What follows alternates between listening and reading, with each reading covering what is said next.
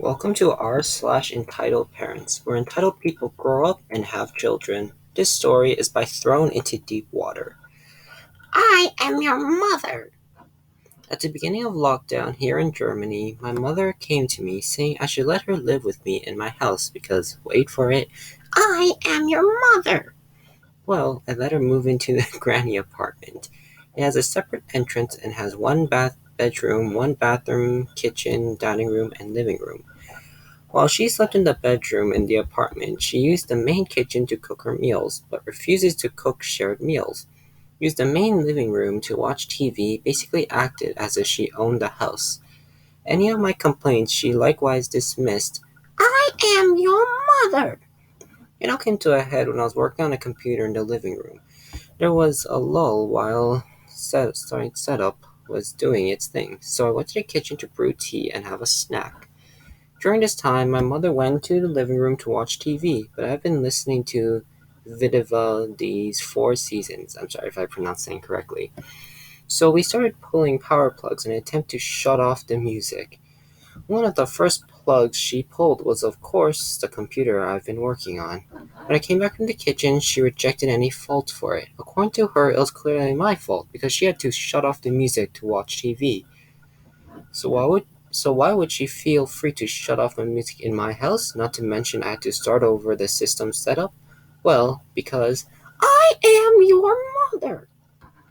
I countered, and my mother is a guest in my house, so until you behave like a guest, you better go to your apartment. She didn't like being treated like that one bit.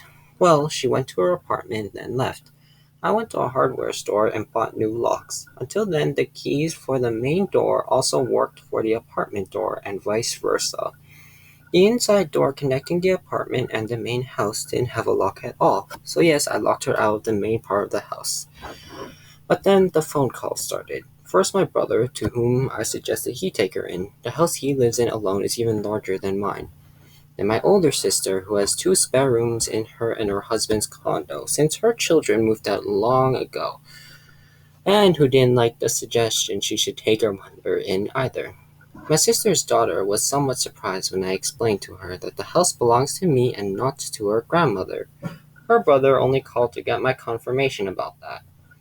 My brother's son is actually on my side, but warned me about my mother planning something. So a few days later, while running errands, I get a call from the hardware store from which I bought the new locks. They told me that the police had called them to send someone to open the house. What has my mother done? She called the police for help because her son had locked her out of the house.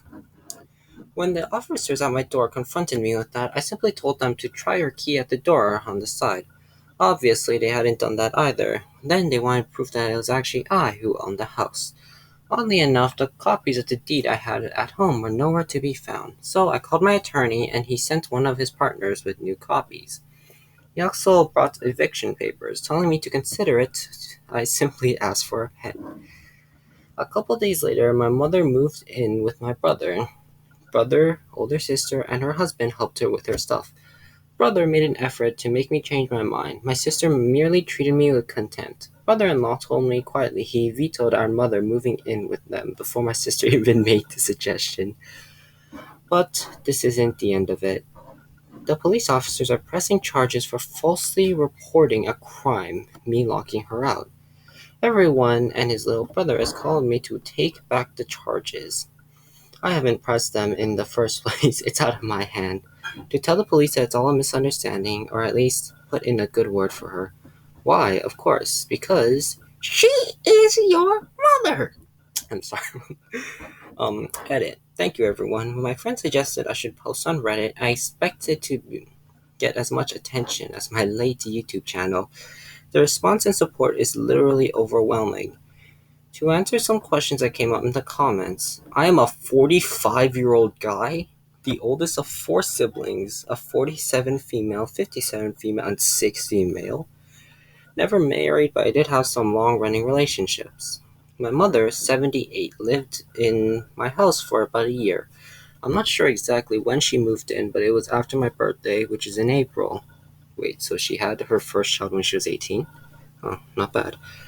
The incident happened 19th of May, so almost 3 weeks ago. From what I hear, she's occupying my nephew's old bedroom. I haven't heard any complaints from my brother so far, but then I haven't heard anything from him and my older sister since they came to get our mother's stuff.